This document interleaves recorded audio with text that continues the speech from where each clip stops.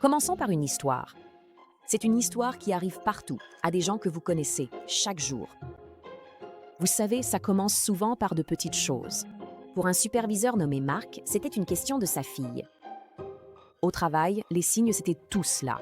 Ses performances ont chuté. Cette énergie habituelle qu'il avait, elle s'est juste envolée. À la maison, la pression était invisible, mais écrasante.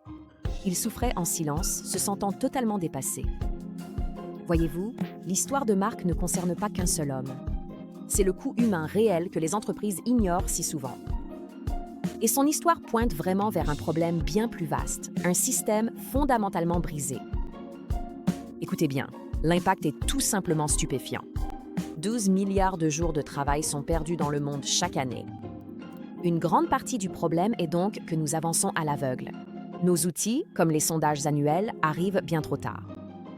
Mais quelque chose est en train de changer.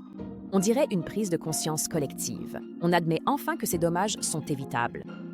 De nouvelles réglementations surgissent partout, exigeant que les entreprises protègent la santé mentale. Ce changement a créé une nouvelle possibilité, une solution née de l'expérience réelle, pas d'un bureau. Cette solution, c'est InPower. C'est conçu pour rendre visibles ces signes invisibles de détresse. Il capte les signaux précoces que les vieux outils ratent et aide les managers à intervenir avec humanité.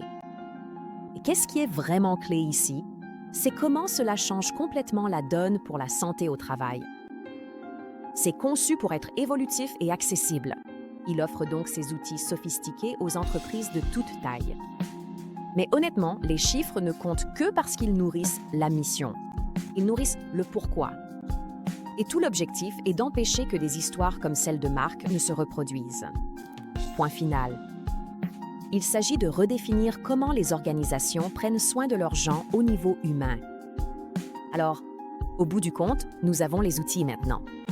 La seule question qui reste est, qu'allons-nous faire?